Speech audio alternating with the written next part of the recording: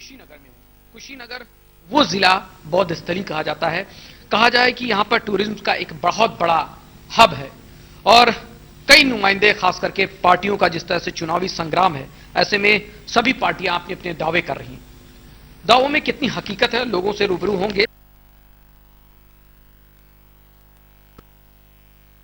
हैं और राजीव जी तरफ। लेकिन कुशीनगर का जो मिजाज देखा जाए, कहा जाए कि चीनी का कटोरा कहीं ना कहीं कहा जाता था, कई चीनी मिलें हुआ करती थी, लेकिन अब वो चीनी मिलें कहां हैं और किस स्थिति में हैं, इन लोगों से जानेंगे।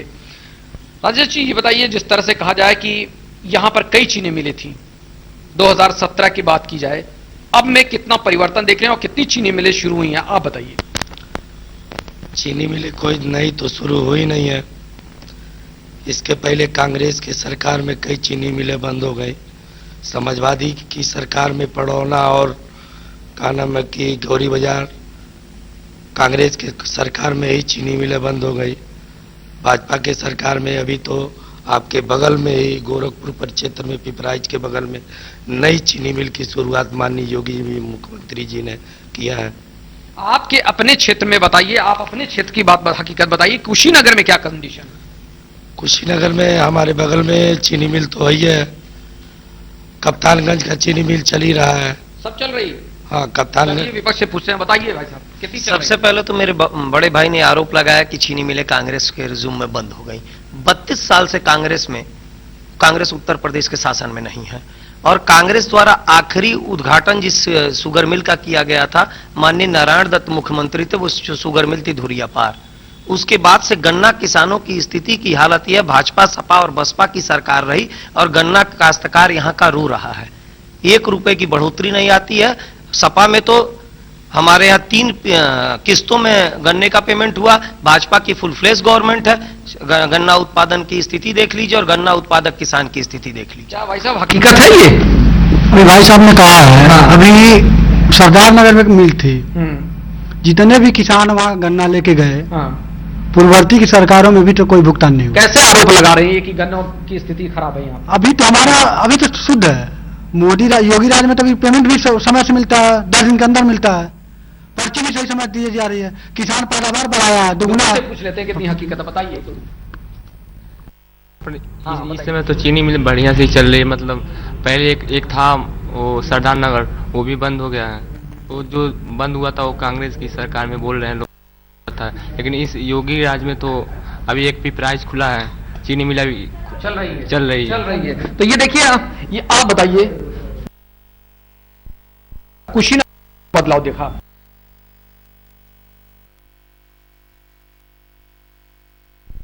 राज में जो है जोगी जी ने पहले जो है क्या होता था, मुलायम जी ने इस फैक्ट्री का उद्घाटन किए, उसके बाद मिल बनवाया, मिल चलवाया।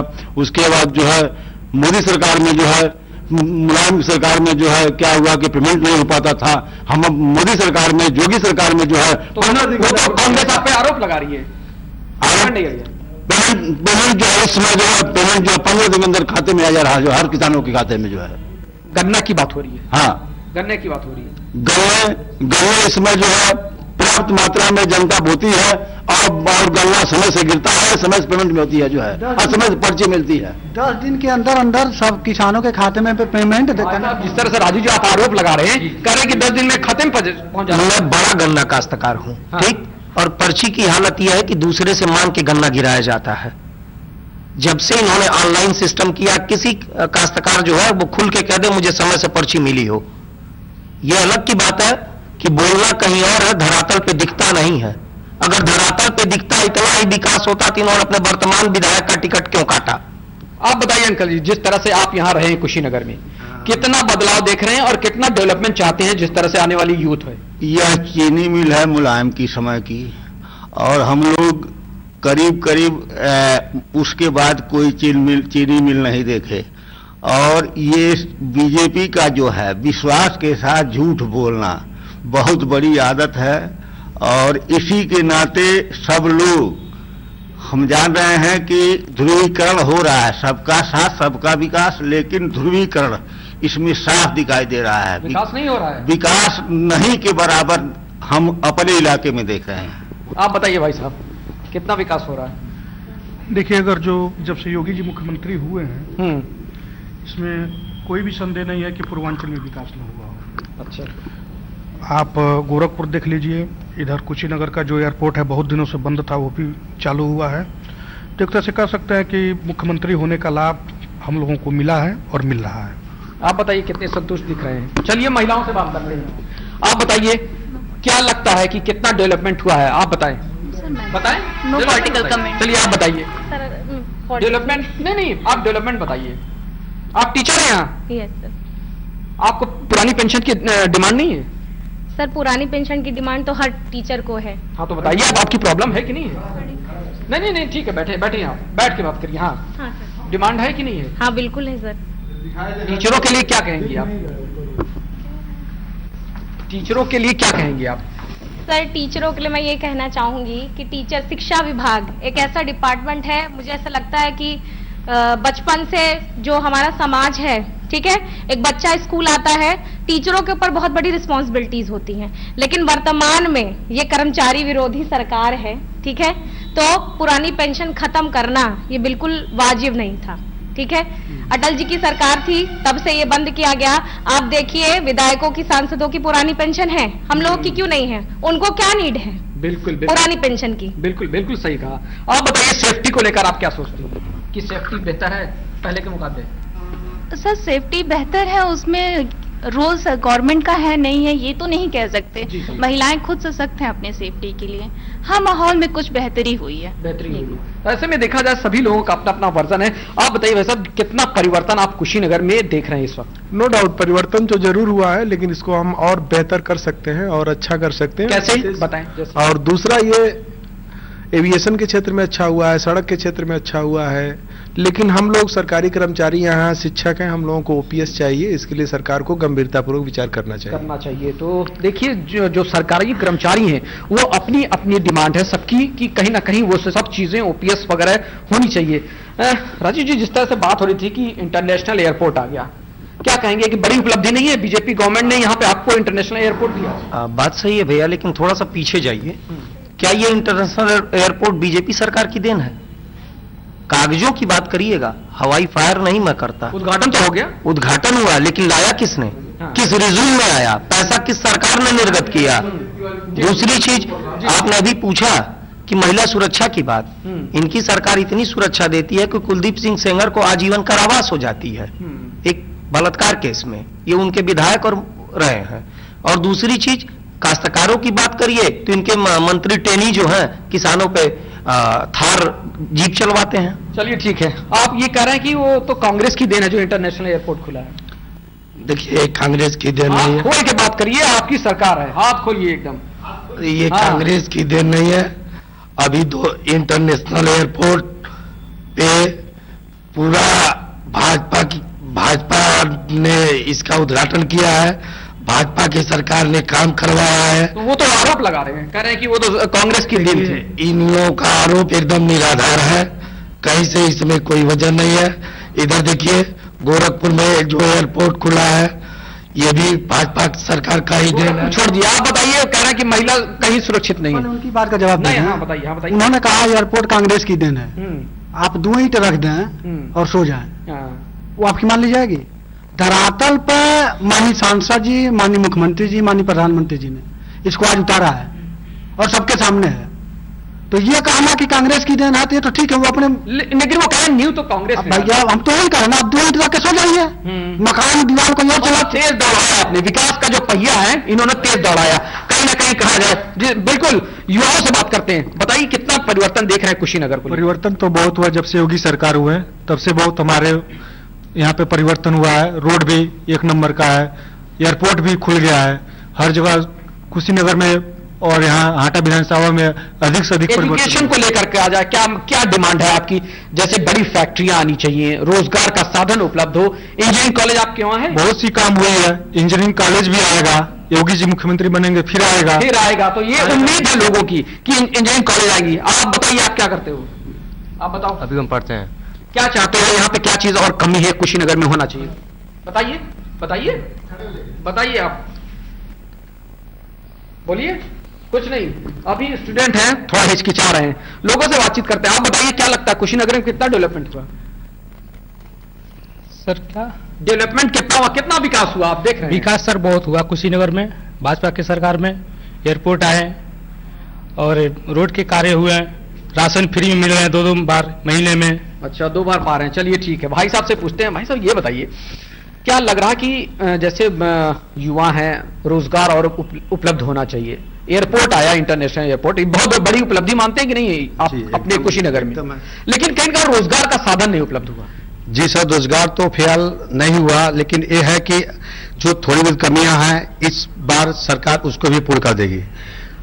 रहा कि रोजगार वाली बात, रोजगार मिला है, बहुत लोगों को रोजगार मिला है। अब इसमें रोजगार जो श्रद्धा के रूप में मिली है वो रोजगार मिला है, जो योगी सरकार ने अच्छी तरीके से दिया है।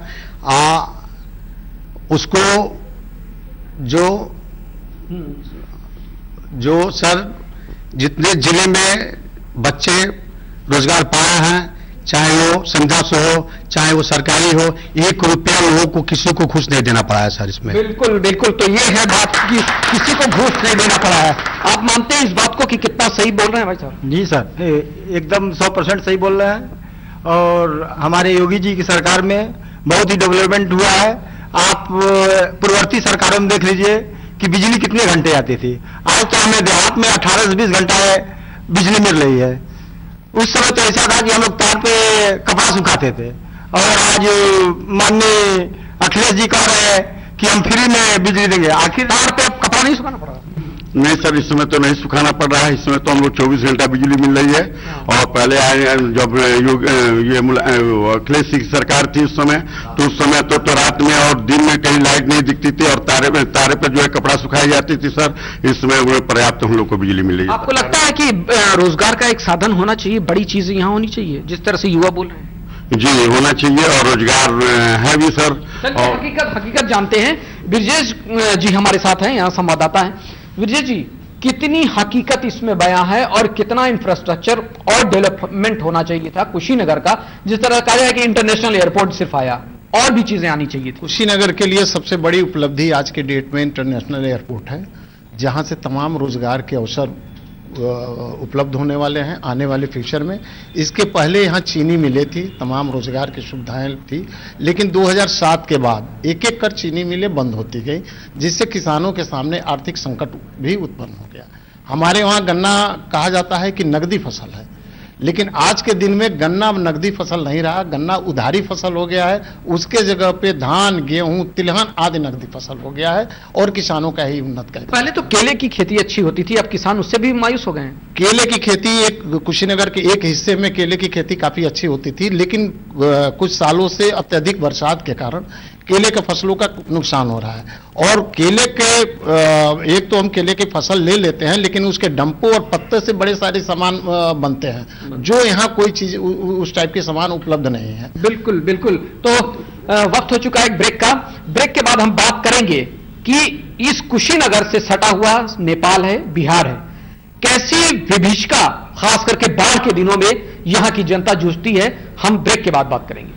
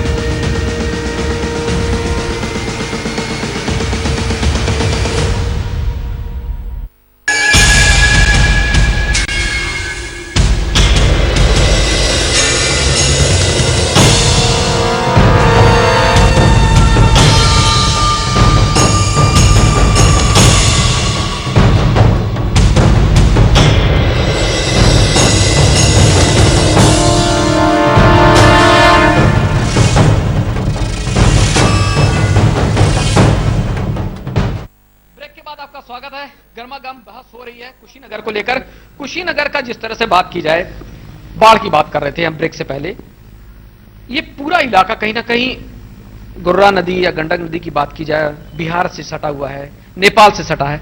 नेपाल से जब पानी आता है तो यहाँ की दुर्दशा तो अलग रहती है। हाँ, ये तो बात सही है। विशेषकर नारायणी नदी का जो पानी आता है तो उसका असर पडरौना से उत्तर के जो गांव हैं वहाँ पे ज्यादा होता है। इस क्षेत्र में उसका असर थोड़ा कम है। लेकिन दो प्रमुख मुद्दे मैं कहना चाहूँगा। जी जी। एक तो स्थानीय स्तर पर ये बीजेपी सरकार जब आई है केंद्र में, मोदी सरकार पहली बार, तभी से आश्वासन इस क्षेत्र को मिला था कि रेलवे लाइन यहाँ पे बिछेगी। और यहाँ तक कि सर्वे भी, इसके पहले भी कई सरकारों ने सर्वे कराया था, कांग्रेस के समय में भी हुआ था और बीजेपी गवर्नमेंट में बाकायदे सर्वे हुआ। 7 स्टेशन की भी बात हुई कि 7 स्टेशन बनेंगे गोरखपुर से पडरौना के बीच में। सारा एस्टीमेट बन गया, घोषणा भी हो गई कि बजट में धन आवंटन भी हो रहा है, लेकिन आज तक वह परियोजना धरातल पर उतर नहीं पाई। तो लोकल लेवल पे तो सबसे बड़ा इशू ये है कि यहाँ के लोगों को रेलवे लाइन चाहिए। चलिए बात करते हैं। सफर एक मुद्दा और है, हम शिक्षक हैं तो हम लोगों का सबसे बड़ा मुद्दा है पुरानी पेंशन। पुरानी पेंशन बहाल होनी चाहिए। हाँ, बताइए, पुरानी पेंशन की डिमांड है, पूरी होगी? हाँ, एकदम अखिलेश जी कहे हैं कि पूरी करेंगे हम। पूरी होगी? हाँ, अगर आप आएंगे तो वादा है इन लोगों का? वादा है, अखिलेश जी एकदम स्वयं अब कहे हैं कि वादा है। कहें? चलिए ठीक है, बात करते हैं और लोगों से। आप बताइए, पुरानी पेंशन की बात हो रही थी, बाढ़ की विभीषिका की बात हो रही थी, आप यहीं कुशीनगर के रहने वाले हैं, कितनी तस्वीर बदली हुई देख रहे हैं आप, बताइए। ये बाढ़ की तो कोई डर इस क्षेत्र में नहीं है, अब नहीं है, केवल पडरौना क्षेत्र में ही रहती है हमेशा। लेकिन नहरों में पानी जब कभी ज्यादा आ जाता है तो इधर भी कभी कभी परेशानियां, फसलें डूबने लगती हैं। लेकिन बाढ़ से कोई बहुत परेशानी नहीं है। परेशानी सिर्फ यह है भाजपा सरकार में कि भाजपा सरकार विकास तो कर रही है, हर तरह से विकास कर रही है। सड़कें बनवा दी, हॉस्पिटल बनवा दी, ये एरोप्लेन एयरपोर्ट बन गया, एम्स बन गया। गोरखपुर में तो इतनी अच्छी अच्छी सड़कें बन गई। और कुशीनगर में जो बात है, हमको ये कहना है कि जो अनुदेशक पद पर नियुक्ति हुई थी उसमें 7,000 पर नियुक्ति हुई थी, मुलायम सरकार में 8400 उसको किया गया और योगी सरकार में उसको फिर 1400 वापस लेकर के और 7,000 पर कर दिया गया। बिल्कुल, कहाँ का अच्छा ही है। टीचरों की बड़ी समस्याएं हैं। बताइए भाई साहब, आप बीजेपी से हैं, टीचरों की इतनी समस्याएं दूर होंगी? निश्चित तौर पे दूर होंगी समस्याएं, और इसके लिए हमारे मुख्यमंत्री माननीय योगी आदित्यनाथ जी इस बात को एकदम गंभीरता से लिए हैं और आश्वासन भी दिए हैं।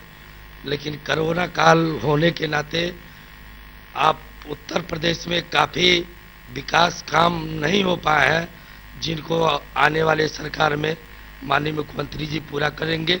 निश्चित है, हम लोगों का आशा और पूर्ण विश्वास है। पूर्ण विश्वास है। क्यों लग रहा है कि कुछ बदलाव देखने को मिल रहा है कुशीनगर में? जी सर, बदलाव हमें नजर तो आ रहा है कि बदलाव हुआ है। क्या? हर क्षेत्र में सर। जैसे सड़क भी देख लें, जो पहले नजर आती थी वो शायद अब नजर नहीं आती है।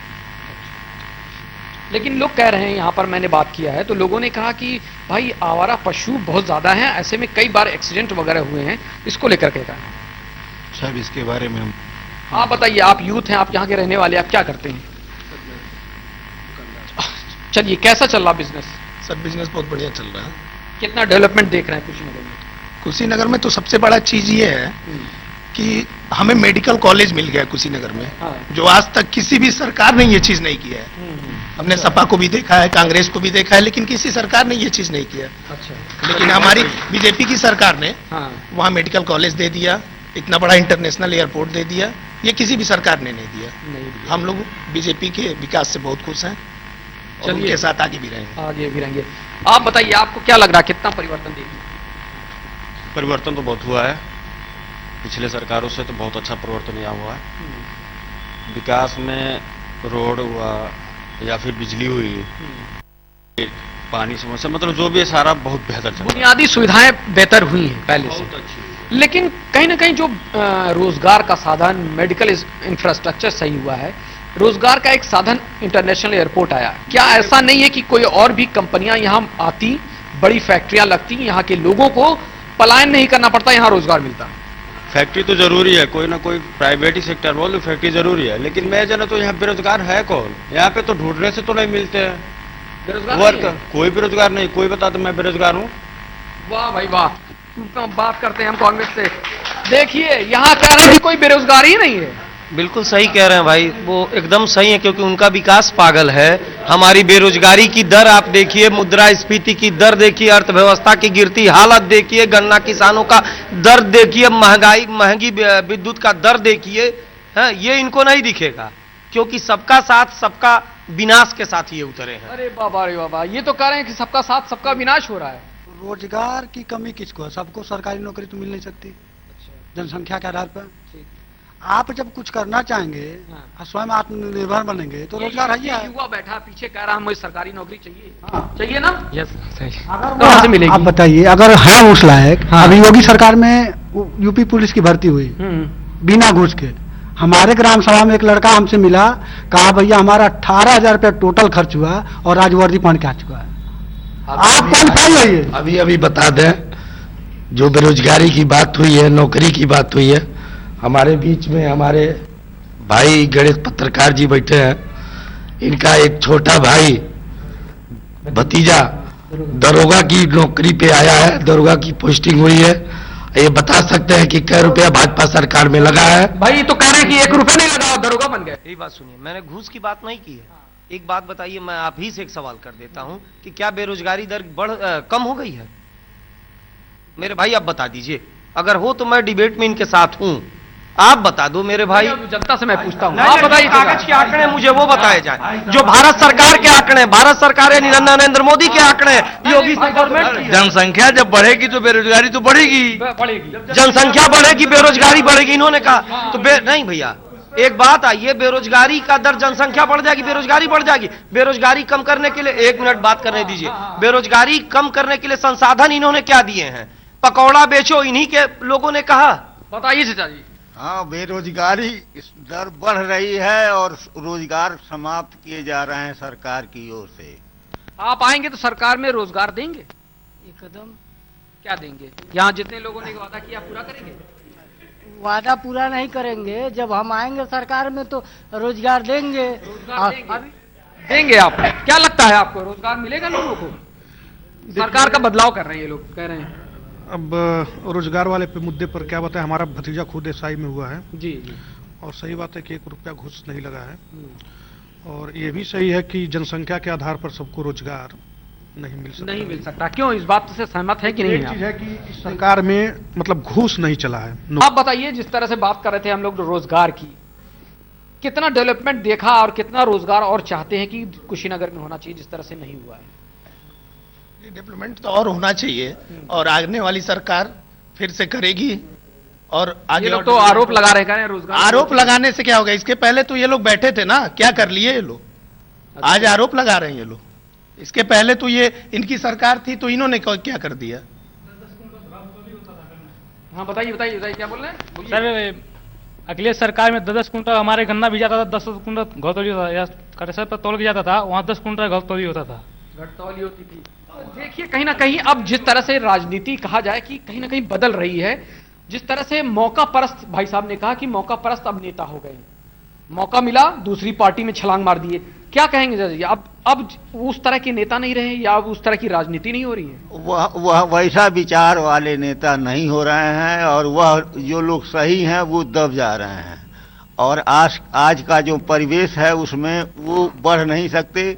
बेईमान बहुत तेज बढ़ेंगे, दल बदल कर लेंगे, सब कुछ कर लेंगे, इज्जत ही पा जाएंगे। आपने देखा होगा, आपके वहाँ कद्दावर नेता रहे आरपीएन सिंह जी, बीजेपी में चले गए, क्या कहेंगे? हाँ, ये कद्दावर तो थे, लेकिन लाभ देखते हुए ये बीजेपी में गए हैं। अब बीजेपी का माहौल तगड़ा देख रहे हैं, तो क्यों न बदलें? क्यों ना बदले? बिल्कुल बिल्कुल। हाँ, कह रहे हैं कि मौका देख के तुरंत बदल दिए। उन्होंने ये तो माना कि बीजेपी अभी समय चल रहा, ठीक, कम से कम इतना तो विश्वास उनको भी है। तभी तो और अभी भाई साहब कांग्रेस ने कहा कि 70 साल पहले सुई नहीं बनती थी, हमने सृजन किया। सही बात है, आपने सब कुछ किया, लेकिन घोटाले का भी सीजन आप लोगों से ही चालू हुआ। आपके सरकार में जितने घोटाले हुए, माननीय मोदी जी की सरकार दूसरी पार्ट 2 है, अभी तक उनके छवि पर चाहे मोदी जी के चाहे जोगी जी के, अगर कहीं से भी कोई हो तो आप हमसे बात करें। बिल्कुल पूछते हैं, इन्हीं से जवाब दीजिए आप। भैया मैं पूरी भाजपा से, न कि हाटा से नहीं, केंद्रीय नेतृत्व से लगा के राज्य नेतृत्व तक और छोटी इकाइयों तक, इनके बूथ अध्यक्ष से पूछना चाहता हूं। इन्होंने मेरे ऊपर आरोप लगाया घोटाले का, इनकी सरकार है फुल फ्लेज। एक आरोपी बता दे जिसके खिलाफ एफआईआर हुआ हो। राजनीतिक संन्यास की घोषणा करता हूं। बताइए, किस चीज में पूछिए उनसे, बताइए आप। जब आप लगा रहे हैं, कौन सा आरोप लगा रहे हैं? नीरव मोदी कहां गए? अरे भाई, नीरव मोदी कहां गए? मेहुल चोकसी कहां गए? किसके? आपके सरकार के सरकार में थे, ये आपके सरकार में, वो आपके थे, उनके थे, वो उनके थे, उनके आपके थे। नहीं, ऐसा है कि उनको कहने की आदत तो सिद्ध नहीं कर पाए। मैंने कहा एक व्यक्ति का नाम बताइए जिसके खिलाफ एफआईआर हुई हो, चाहे वो कोलगेट घोटाला हो, चाहे इनके सरकार में ये घोटाले हुए, इसका खुलासा। कहा कि इस पर सुप्रीम कोर्ट की गाइडलाइन दे रहा हूं। मेरे दोस्त जाने सुप्रीम कोर्ट से बड़ी कोई कोर्ट नहीं है, ठीक, वो उसकी बात सरकार भी मानेगी। उसने लिखा है अपने उस लाइन में कि इन केसों पर बहस सुनने के लायक नहीं है, अन्यथा ये भाजपा के लोग फांसी चढ़ा दिए होते। कि देखिए, ये भ्रष्टाचार और जो भी जो घोटाला हुआ वो कांग्रेस की सरकार, ये लोग भ्रष्टाचार के जन्मदाता हैं। हाँ, इन्हीं की देन है कि भ्रष्टाचार भारत में फैला। और जब हाई कोर्ट ने सुप्रीम कोर्ट के संज्ञान में गया, तब ने सुप्रीम कोर्ट ने भाजपा को कहा, लेकिन घोटाला तो इन्हीं के सरकार में हुआ। बात बताइए, घोटाला कब सिद्ध होता है, अपराधी कब सिद्ध होता है? जब कोर्ट उसको सजा याफ्ता करती। कोर्ट ये कहती है कि इस पर मुकदमा दर्ज होने के लायक नहीं है, न सुनने के लायक है, फाइल उठा के फेंक दी जाती तो वो अपराध होगा, वो घोटाला होगा। दूसरी चीज, इनका स्विस बैंक में पैसा जो पहले से निकाल रहे थे ये लोग, अब वो दूना हो गया है, ये रिपोर्ट है और इनके सरकार की रिपोर्ट है। वो दूना हो गया काला धन। वो काला धन कहां चला गया? वो 15 लाख के इनका गृह मंत्री कहता है। एक मिनट, भारत सरकार का ये पहला गृह मंत्री होगा जिसको तड़ीपार की सजा मिली होगी। बताइए, जवाब दीजिए। कहे 15 लाख की वादा किया गया था देने का। अगर कहीं लाइव हो इन लोगों के पास कि किसी बड़े नेता ने 15 लाख की घोषणा की होगी, तो मैं अभी राजनीति से संन्यास ले लूंगा। अगर नहीं, किसका लाइव? लाइव दिया जा रहा है।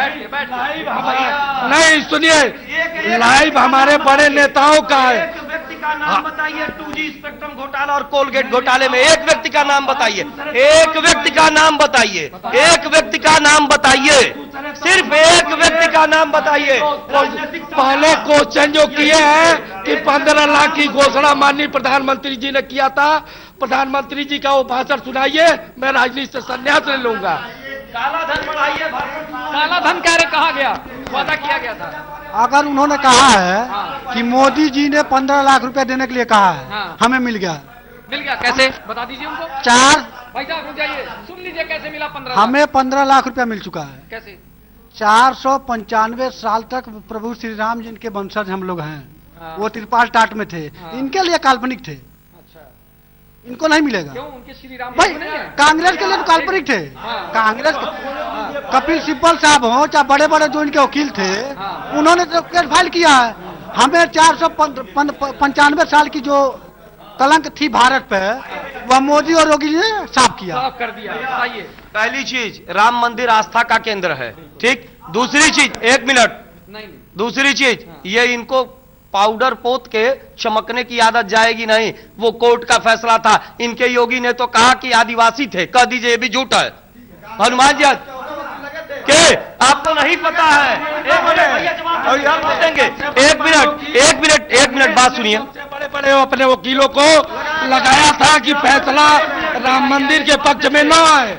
तत्कालीन राजीव गांधी की सरकार थी और एक मिनट रुक जाइए, इतिहास जानिए। बीपी सिंह की सरकार थी, वीर बहादुर सिंह की सरकार थी। ताला खुला राम मंदिर का पूजा हुआ, एक भी लाश गिरी थी क्या? नहीं, वो झूठ था, वो ताला भी नहीं खुला। आप लोग उसके बाद किसके आगे जाति और भगवान देखिए धर्म